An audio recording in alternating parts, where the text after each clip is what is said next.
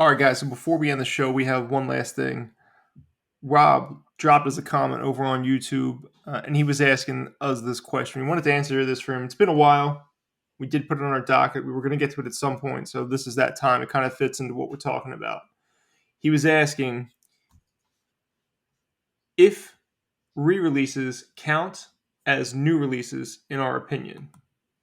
So, Vinny, you're our guest. I'll start with you.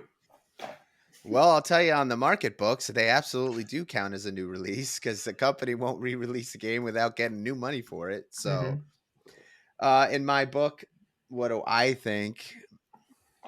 Well, to tell you the truth, when I hear that they're doing a full remake of a game that I've already played, there's too many games for me to want to play an old one again unless I really have that like very special place in it. So I sometimes will cast it off because it's just a one-to-one remake with new graphics. It doesn't excite me as much. There's countless, like, I do love Dead Space. Absolutely, they're remaking it, and that one I might try, but I know what I'm getting into. So I was kind of disappointed when I heard about it. So to me, that's kind of not a new release. Yeah, fair point. Wes, what about you? I'm in agreement with Vinny. I would say yes, a re-release is considered a new release, but it's like as I'm sitting here thinking, for example, The Last of Us, when it came out for Right. PS3, it was fantastic game, one of my top 10 games of all time. Loved it. But then they did The Last of Us Remaster, which was the same game just on a new system. I mean, is it a new release? Yeah, technically it is. Did I buy it? No. So that's I don't know, man. But yes, I to answer Rob's question, yes, I do think they are considered a new release. I'm not going to answer this question because it really depends. And I'm going to give you a perfect example going back to something Vinny mentioned earlier in the show. Final Fantasy VII Remake. Mm-hmm.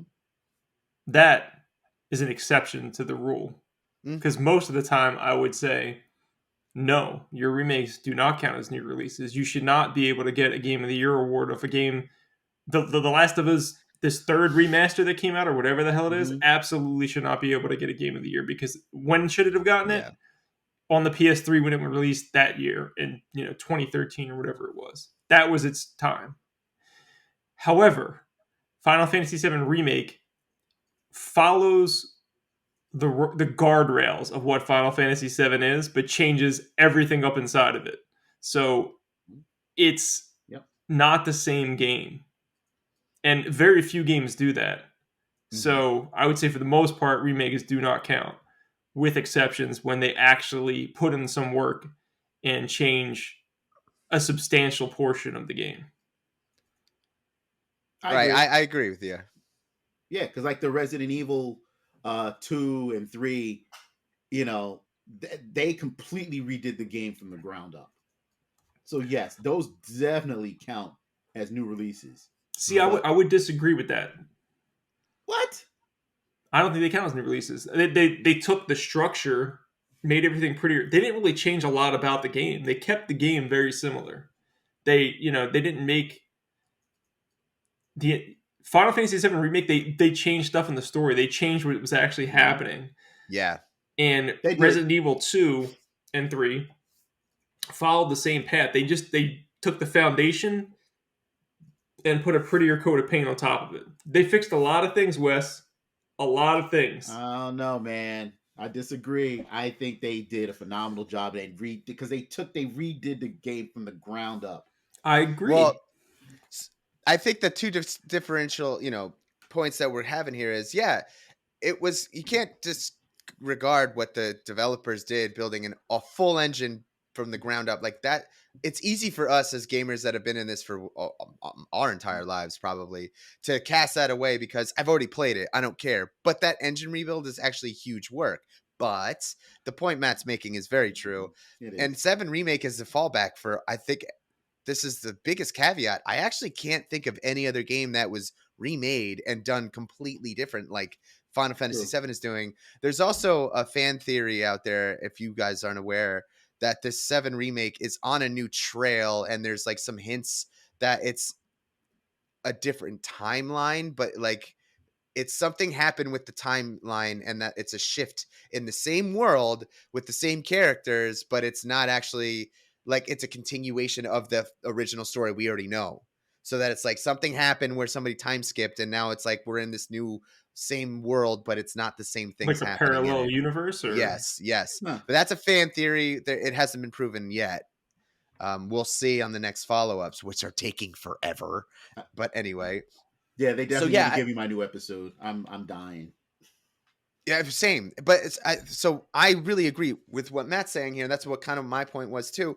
There's not enough substantial changes. Like, sure, Easter eggs are always nice. Throw those in there. Graphics changes are, it's almost required at this point if you're not doing that at all. But Final Fantasy VII went from a time-based strategy RPG to where you had to wait to input your fight to a full new system of fighting like Crisis Core, whole new interactions with magic and all these other abilities that are, homages to what the game had, but like a summon. Remember? And Final Fantasy VII, the original, the summons were like my biggest. I couldn't wait to see what does Bahamut do? Yeah. What does Neo Bahamut do? What does Bahamut Zero do? And then you see it. It's a big cinematic. It's awesome. And now they changed completely how a summon occurs in the remake. It's similar idea, but not this big cinematic event that you don't control.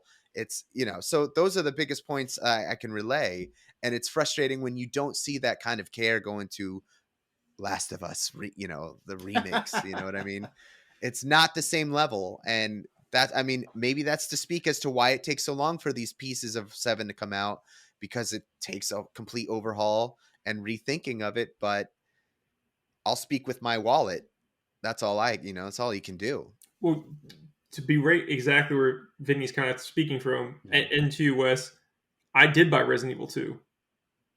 I did buy Resident Evil 3 because they did a great job remaking those. I did not buy I had The Last of Us. I have The Last of Us remastered on PS4. I am not buying your damn game again. When that game is like $10, when you put it on, like, 2 Black Fridays from now, when it's $9.99, I'll pick it up. Don't make me buy your game again. When I'm sure a lot of work went into it. I don't want to discredit anybody, but come on, man. Yeah. Seriously, it's like when you see a movie's coming out and it's the same idea rehashed. It's like, guys, I know there's different ideas out there. We all know it. So there you go, Rob. I hope we answered your question. Answered it by not answering it, which is the best thing we always do around here. I think we answered it. All right, guys. So let's let everybody know where people can find you. Wes, people want to keep up with you. Where's it going to be at, sir? You can follow me on Instagram at Grendel5XBX, or you can catch me at Level Up Entertainment at the Hamilton Mall if you're ever in the South Jersey area. Awesome. What about you, Vinny? I'm Vinny Goombats on YouTube and Twitter, and then a Nerd Enthusiast on Twitch, 8 p.m. Eastern every Wednesday. Check us out. We're a good, fun group over there. Heck yeah. You guys can follow me at From NJ to CA. The 2 is a number 2 over on Twitter. Make sure you guys follow the company at Nerd Enthusiast on all the different social medias out there.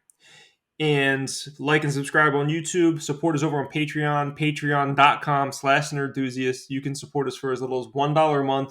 It really does help us out a lot. If you guys want early ad-free access to our content, mainly our podcasts, it's at the $5 tier, and you'll get that. Thank you for checking out the show.